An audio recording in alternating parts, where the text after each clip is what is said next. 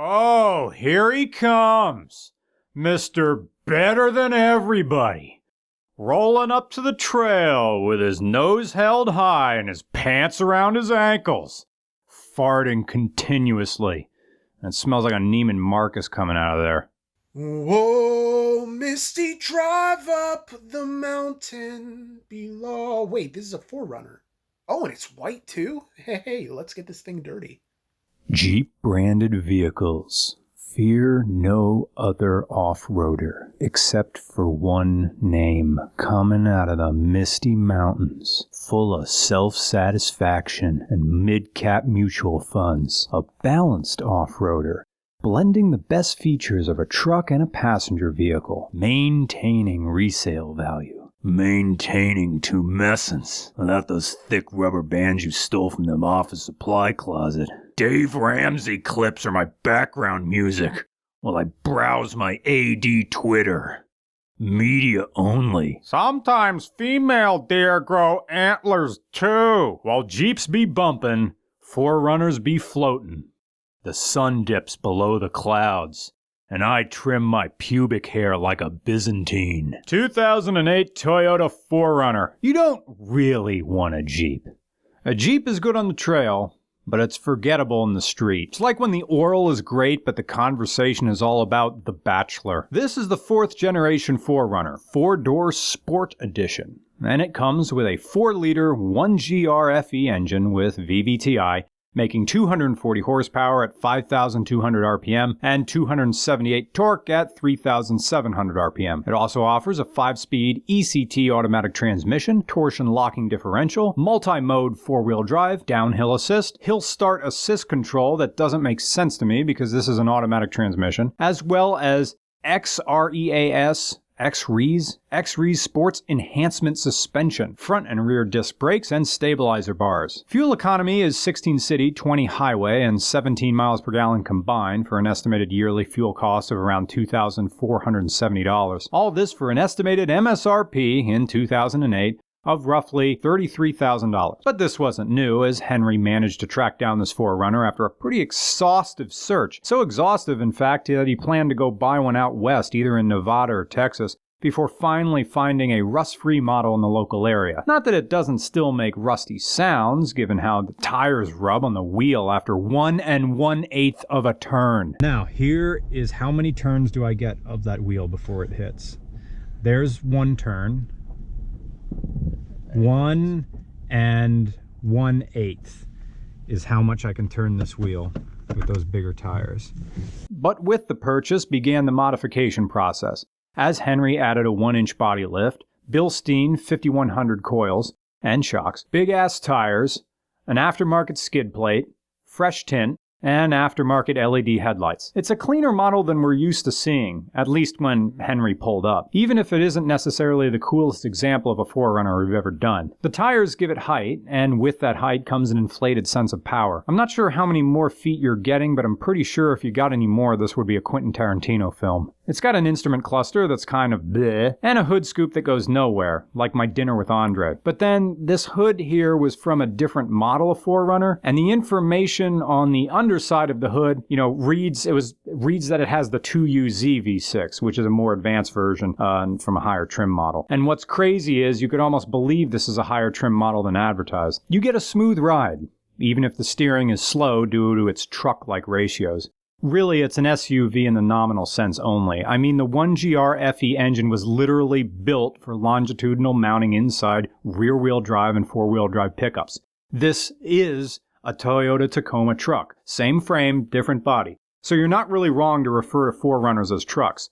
It is a Tacoma, but it's also not a Tacoma. It's basically that Spider-Man pointing at Spider-Man picture. And yet you also can't help but feel the constant awareness of how large this truck is, and how much of a nightmare it's going to be just to parallel park the thing. This is wider and bulkier than the bowel movements of a fibrous diet, and yet it's not uncommon to wonder if you really are a giant in this car, or if it's just the height making you feel larger than you actually are. Kind of like of how a tall guy who can't fight is always going to think he can push around a short badass, at least until the come to Jesus moment when he's on his back, looking at the hanging orb lights of his local Waffle House after making one too many jokes about the weather down there. Toyota 4Runner, sponsored by parents who are too angry to even yell at you. It's Royd be gone, it's Royd be gone, it's even Sigmund Freud be gone. Let's get together with our other TFRs. We call them TFRs now, even though it's the same amount of syllables as 4Runner. We'll park them in a semicircle and even clean them for the second time today, because Jeeps aspire to light bars while 4Runners aspire to milk crates full of towels and product. Jeep people buy AR-15s and call them investments. 4Runner people buy stock in defense contractors. Jeep people say that solid axles give a firm and secure ride. 4Runner people don't need prostate pillow donuts at the age of 35. 4Runner people keep politics off the gun range. Jeep people bring their own teleprompters. Welcome to the Thunderdome of impotent shouting. Because we're living in a post-adulthood society where respectful discourse doesn't really exist any more than the forgotten virtue of seating an argument does. These days, you could set your watch to the arrival of personal insults and more straw men than the Wizard of Oz. It's like when people go on Reddit to complain about Reddit as if Reddit is one voice,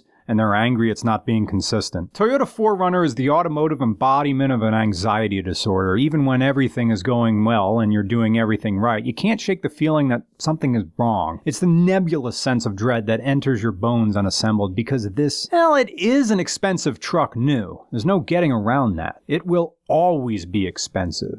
There is no bargain 4Runner. If you're buying a 4Runner for a decent price, you're probably getting it from someone who's at the lowest point of their life. Yeah, they're expensive, but I wouldn't call the prices of what these things are unreasonable. 4Runners are sold on the used market for around $10,000. And this is mid-2000 stuff. And that's not bad when you consider how single-cab Tacomas of similar years hover around the same price. Though most of them will be at 100,000 miles, 4Runners included, which, well, you want to say, hey, it's a Tacoma. And you're right, yeah, Toyotas laugh at miles, but they don't laugh at rust. But for your $10,000, if you find one that isn't rusty underneath, you're getting a lot. You're getting seating for 5 or an optional 7 and an electric sunroof and that beautiful electric rear window. And the same crushed left bolstered truck seat syndrome that everybody loves because everybody slides out of their seat like a McDonald's play slide. Look, a 4Runner is the front runner for Goldie, RCR's Subaru Forester camera car. Like, something like this is going to replace that at some point. But every single used 4Runner I've seen has truck seat syndrome.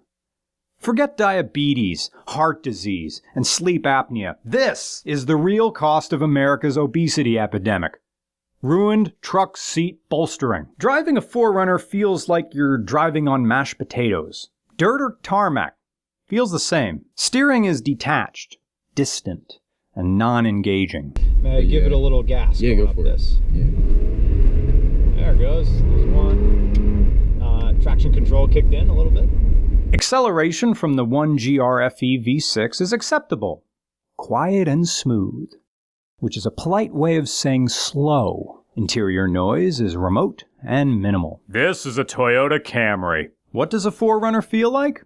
It feels like your parents' raffle ticket buying, 10% tipping, sweet tea drinking, news radio listening, barometer watching, Easy Pass resisting, Allegiant Airways flying, paper plate washing, restaurant pen stealing, Glade plug-in refilling, Yankee candle buying, Nittany Lions cheering, soup spoon blowing, don't touch the good rake Toyota Camry. A 4Runner is so damn refined by 2008 because it has 26 years of production behind it. 26 years of developing a truck chassis to retain off-road durability and performance while retaining comfort. But as the 4Runner continues to modernize, the smaller the driver becomes. Driver skill is no factor in a 4Runner.